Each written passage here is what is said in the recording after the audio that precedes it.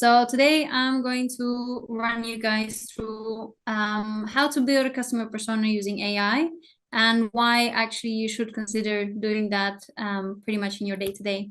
So who's talking? It's me. I'm Joe Lambadjieva. I have been working in the area of marketing and e-commerce for the last, well, more than 13 years. In my career, I worked with more than 40 different brands, spanning sports, retail, beauty, just everything, you name it.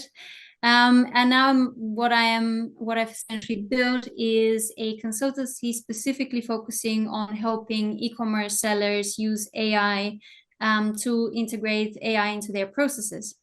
Now, what I definitely would recommend you guys to check out is also my AI and e-commerce newsletter, which I run every week. And this is specifically tailored for e-commerce and Amazon sellers.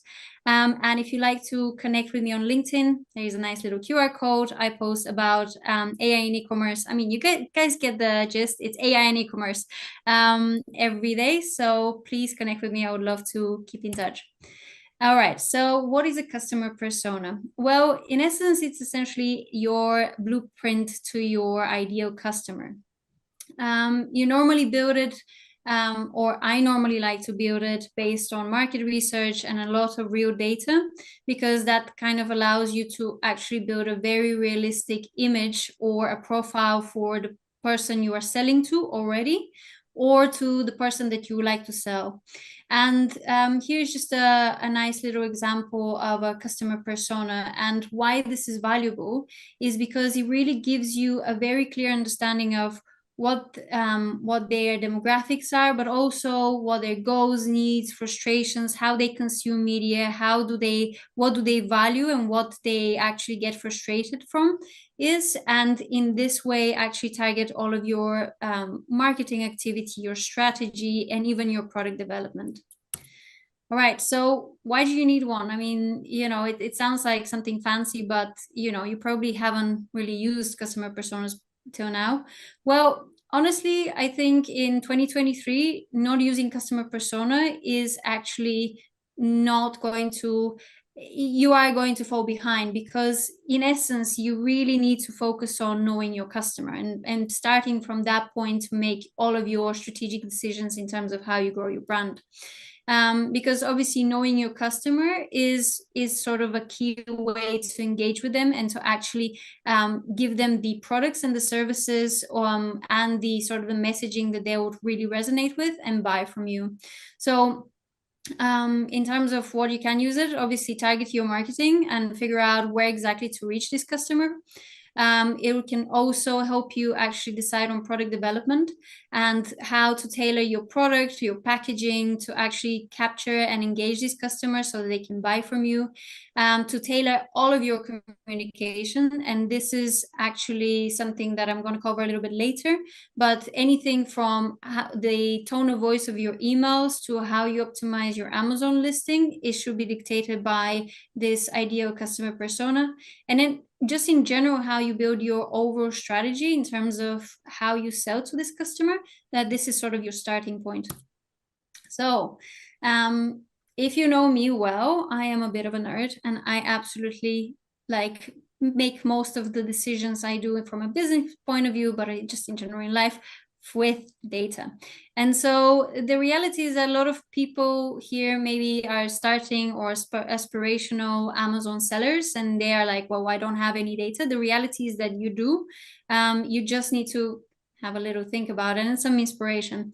So if you are already selling on Amazon, you probably already have a wealth of data. You probably have some customer data, maybe from customer surveys or from your past emails. You probably have access to Amazon Audience Analytics, especially if you are based in the US. Maybe you have your own D2C site, so you can get some Google Analytics data. There is a lot of wealth of data online as well in terms of market research reports, just sort of Google Insights.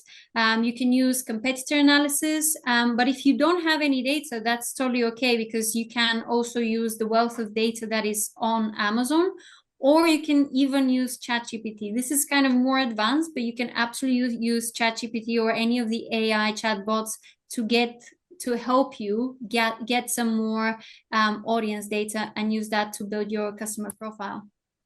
All right, so I'm whizzing through this, which is good. I'm on time.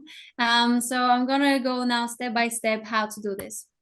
So the first one is pick your weapon. So pick your chatbot. Now, I'm not going to go through essentially comparing each one of them. So here we have the logos are ChatGPT, Claude, Bing, and Bard. And each of these has their pros and cons.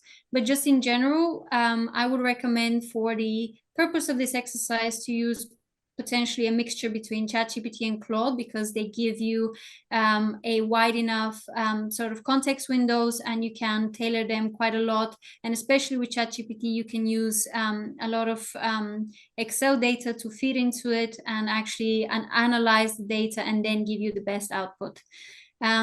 So step one, for this particular example, I would pick ChatGPT.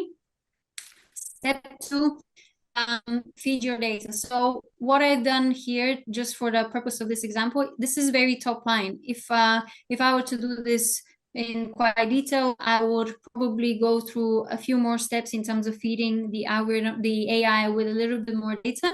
But for the purpose of this, I've essentially pulled a positive and negative reviews from an example product and my competitors' products. And I have also pulled some of the Amazon audience data.